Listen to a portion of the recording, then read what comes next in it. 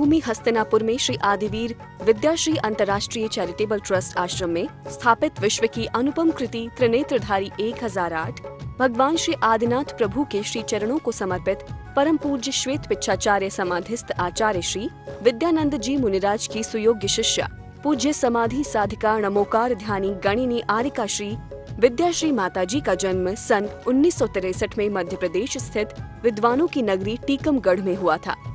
पूज्य आरिका श्री विद्याश्री माताजी उनकी गृहस्थ जीवन की जुड़वा बहन है। पूज्य गुरुमां अपनी उम्र के काफी आगे के पायदानों पर पहुंचने के बाद भी अथक अविरल रूप से कठिन साधना करते हुए मोक्ष मार्ग की ओर प्रशस्त रहीं और उनकी करुणाएं देखते हुए हर किसी को ऐसा प्रतीत होता कि अपने साथ साथ अनेक संसारी जीवों के लिए मोक्ष का मार्ग प्रशस्त करना उनका परम लक्ष्य है।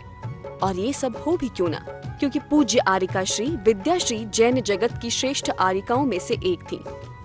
तभी तो इनकी धर्म के प्रति निष्ठा और समर्पण को देखकर कालांतर में इन्हें पूज्य राष्ट्र संत आचार्य श्री विद्यानंद जी महाराज ने गणिनी पद से विभूषित किया।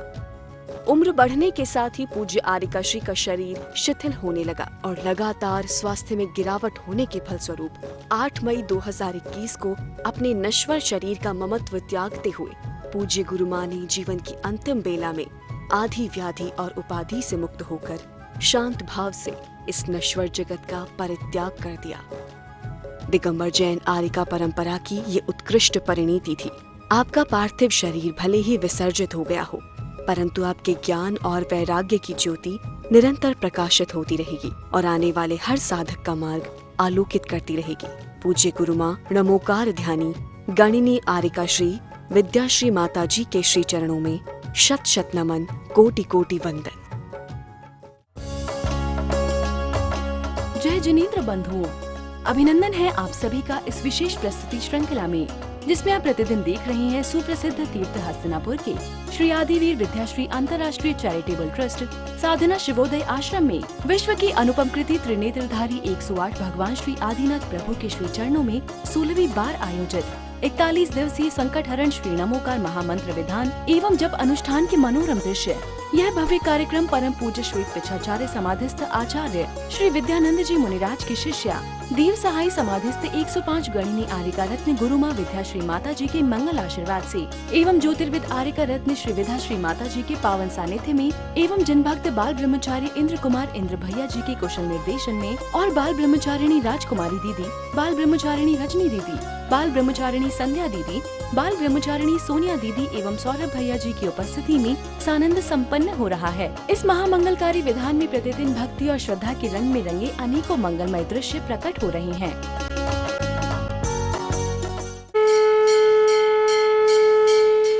प्रतिदिन की भांति कार्यक्रम का प्रारंभ करते हुए सभी भक्त विश्व की अनुपम कृति 1008 त्रिनेत्रधारी भगवान आदिनाथ का विविध भांति मंगल अभिषेक किया जाता है। चतुर्कुम्भ कलशधारा जिनाभिषेक सिंचामि स्वाहा दिकुबेर रत्न बरिसा करे। मंगल अभिषेक के उपरांत भगवान की पावन शांति धारा संपन्न की गई। ज्ञान गोचरा सदा सभा चतुर्वक्ता सप्त सक्त प्रांत का तीन तक पूज्य अष्टमूर्ति के लाणकार का ओम नवरिंतानो सिद्धाणु आर्यनु चलो समनुष्या ओम नवरिंतानो सिद्धाणु आर्यनु चलो। तत्पश्चात कार्यक्रम को गति प्रदान करते हुए विधान पूजन आरंभ हुआ, ओम ह्रीं महायोगी, जिसमें श्रद्धालु भक्तों ने प्रभु को अर्घ्य द्रव्य समर्पित किए। ओम ह्रीं श्रीं क्लीं सत्यम जिने तुषि आदिनाथ जलादि अर्घन पामति नहीं जलम निर्पामति ओ परम गुरु। ओम ह्रीं दर्शन विशुद्धाय सुष्काणिभ्यो ओम ह्रीं शीतलनाथ नंदाय नमः स्वाहा। ओम ह्रीं उत्तम छ मार्दवाजो सत्य संयम तपस्ता का किंचन विचरति कंतणम ओम प्रणवी सहिताय। विधान के दौरान समस्त आरिका संघ की उपस्थिति ने भक्तों का उत्साहवर्धन किया। रावीजाक्षराय नमः अरहत परमेष्टि अर्घम निर्पामिति अत्रे अवतर सम्भूषित महानम जय माला पूर्णर्घम निर्वपामिति। मंत्रों के मंगल उच्चारण करते हुए वाद्य यंत्रों के मंगलनाद पर सभी ने प्रभु की खूब भक्ति भाई। बड़े लड़ैया रिश्वर जी, बड़े लड़ैया रिश्वर जी। बाल ब्रह्मचारी इंद्र कुमार इंद्र भैया जी ने मंत्रों एवं पूजन की पंक्तियों का मधुर उच्चारण कर सभी क्रियाएं सानंद संपन्न कराई। नमोकार विधान करने करवाने वाले देखने सुनने वाले भारत चैनल वालों की ओर से पूरे विश्व के प्राणी मात्र के कल्याण के लिए सुन के सुख के लिए नमोकार मंद के चरणों में जलादि अर्घम निर्वपामिति सा। ओम परम पूज्य गुरु मां गणियार का विद्यासी माता जी विद्यासी मंडल सहिता जन्म जरा मृत्यु विनाशनाय जलम नपामती। मेरा नाम रूपेश जैन, मैं जिला मेरठ मवाना से भगवान की भक्ति में लीन होने आया हूँ। आज मैंने महामंत्र नवकार महामंत्र का जो विधान चल रहा है उसमें भाग लिया और बहुत ही आनंद आया। आज मेरे को भगवान का अभिषेक किया और विधान किया, भगवान की पूजा की। मेरा सौभाग्य आज ऐसा था कि मेरे को आज ये कर्म करने को मिला। जय जिनेंद्र सभी को।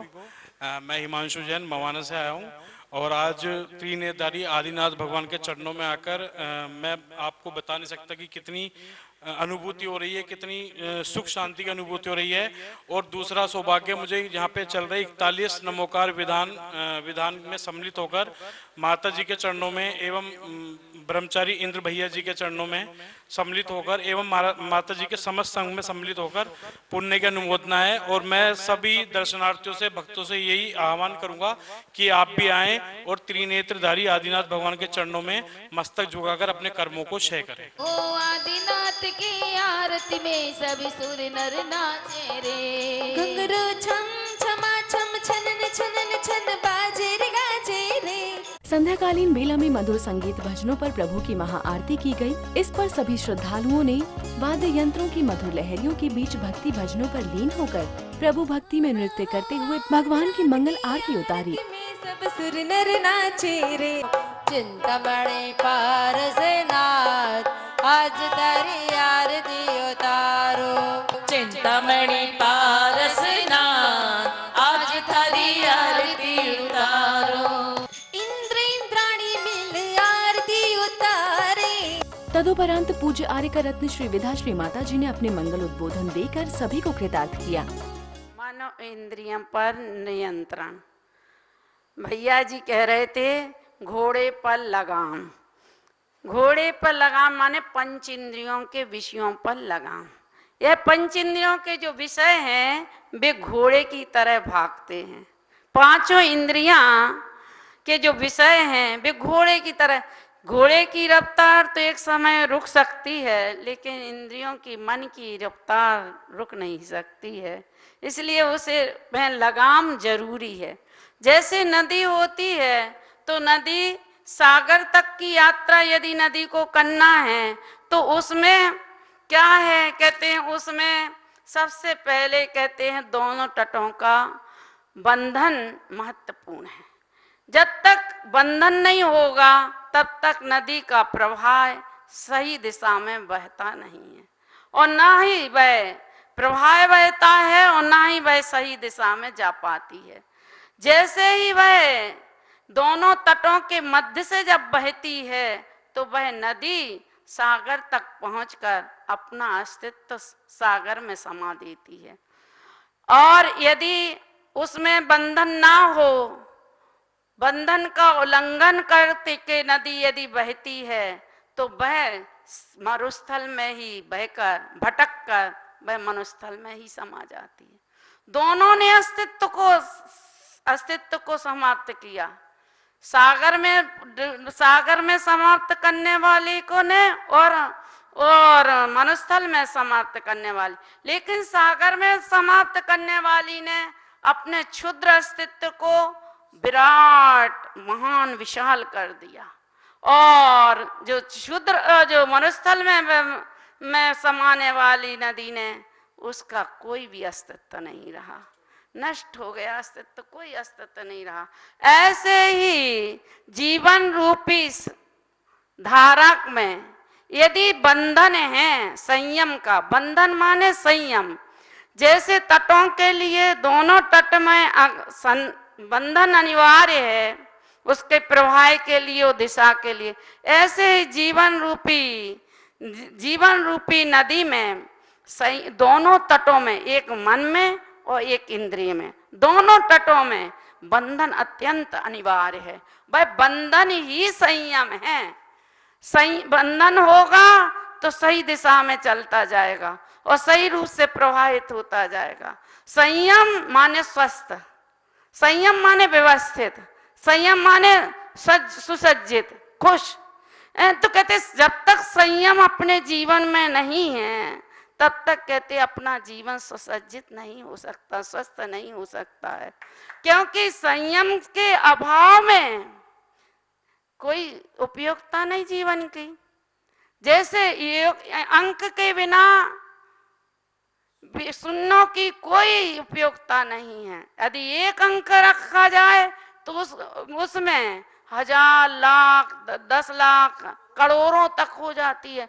ऐसे ही जब संयम रूपी अंक जब जीवन में रखा जाता है तो वह जीवन सार्थक हो जाता है। वह जीवन उसका कहते ना, धनी धन्य है जे जीव नर भव पाए यह कारज कियो। धन्य है वे जीव जिन्होंने मनुष्य भाव पाकर संयम रूपी रतन से अपने आप को सुसज्जित किया है। क्यों? क्योंकि रत्न यह निधि, संयम रूपी निधि कहते खजाने से भी बढ़कर निधि है।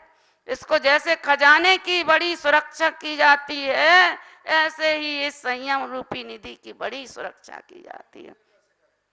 जैसे जो इंद्रियां हैं, तो जैसे कछुआ होता ना, तो बाहर निकलता है तो वो अपने हाथ पैर फैला लेता है, और जैसे ही वो देखता करे कोई उपद्रव आने वाला है या कोई हमें विघ्न या बाधा या कोई हमें तकलीफ होने वाली, तो वो सारी कछुआ क्या करता है, सारे हाथ पैरों को खींच खांच के वो अपने अंदर में डुबकी लगा लेता है।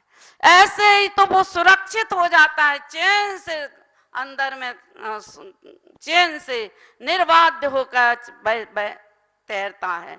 ऐसे ही वह आत्मा जिसके आत्मा रूपी, जिसने आत्म संयम धारण कर लिया है, अनुव्रत महाव्रत आदि संयम धारण कर लिया है, वह इंद्रियों को कछुओं की तरह अपने नियंत्रित करके चले तो वह सब अपने यात्रा में सफल हो सकता है। जैसे दीपक होता है ना, अगर वो दीपक टिमटिमाता हो तो उसमें कुछ पढ़ नहीं सकते, ना कुछ काम कर सकते हैं। कभी कभी तो ऐसा भी लगता है कि अगर ये श्वास की हवा लगे ना तो ऐसा नहीं बुझ जाए, तो क्या करते हैं अपन, उसमें चिमनी ढांक देते हैं, तो वह कवच हो गया, सुरक्षित हो गया। अब वो चाहे हवा का वेग भी आए तो भी वो उसे हिला नहीं सकता है। अब उसका जो प्रकाश है वह उसका प्रकाश प्रखर हो गया। अब हम पढ़ भी सकते हैं और चल भी सकते हैं और काम भी कर सकते हैं। ऐसे ही अपना जीवन रूपी दीपक टिमटिमाते हुए दीपक की तरह है, कब बुझ जाए पता नहीं, कब बुझ जाए। जब लो न रोग जरा गए तब लो झटत निज हित करो। हे भाई, जब तक रोग बुढ़ापे ने नहीं घेरा तब तक तुम अपना आत्मा का हित कर लो, संयम धारण कर लो। बुढ़ापे में रोगों की अधिकता हो जाएगी तो तुम कुछ नहीं कर पाओगे।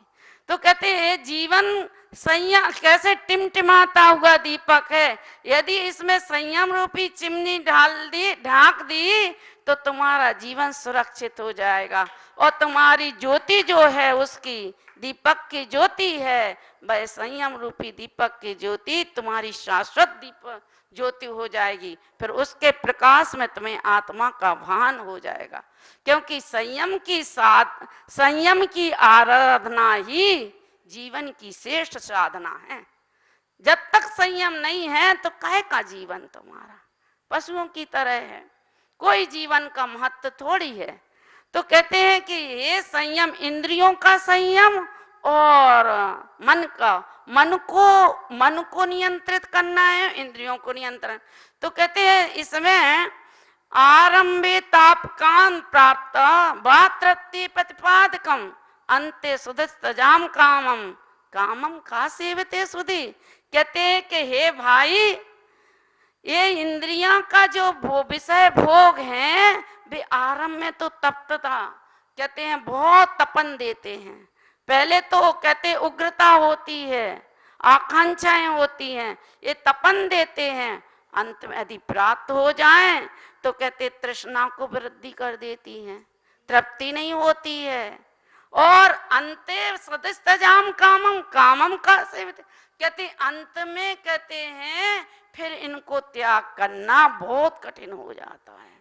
कैसा कठिन हो जाता है कि एक वृद्ध, एक सेठ जी थे, तो वो मरणासन, वो इसका लेन देन का व्यापार करते थे, गिरवी रखने का, कर्ज का लेने का और देने का। तो एक बार वो बीमार हो गए तो डॉक्टरों ने हाथ उठा दिए कि भैया आप जी मर जाएंगे। तो उनके बेटों ने कहा भैया अब तुझे भाई पिताजी जिंदगी का कोई भरोसा नहीं है, तुम ऐसा करो कुछ भगवान को भी याद कर लो। अब वो सुनता है और चुप रह जाता है। उसे तो रटन लगी थी कि इससे इतना लेना उससे उतना देना। अब तो बोले कि भैया राम ही का नाम ले लो।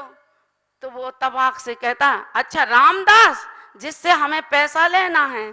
तो कहते अरे उसके ऊपर तो हमारा बहुत बड़ा तगाजा 6 महीना से तो उसने हम बताएं ब्याज भी नहीं दिया, उसका पूरा तगाजा ले लेना। फिर अब उसने कहा जे तो उल्टा पड़ गया। अब छोटे बेटा ने कहा कि जे तो, बड़े बेटे ने कहा, अब छोटा बेटा कहता है जे तो उल्टा पड़ गया। अब हम कहते हैं देखो है, तो वो कहता है अरे बाप पिताजी भगवान का नाम ले लो। तो कहते भगवान दास उससे भी तो लेना है, पर भगवान दास जो पंडित है उससे भी तो लेना है, उससे भी मैं ब्याज के तुम पूरा पैसा ले लेना। तो कहने का अभिप्राय यह है जितनी जितनी जीवन तो अंत हो रहा है, जा रहा है, चला जा रहा है, उसकी तो चिंता नहीं है, लेकिन धन की चिंता है। दर्शकों आज की इस कड़ी में बस इतना ही। कल इसी समय हम फिर हाजिर होंगे इस श्रृंखला की अगली कड़ी के साथ। अभी समय हो चला है आपसे विदा लेने का। आज्ञा दीजिए। जय जिनेंद्र।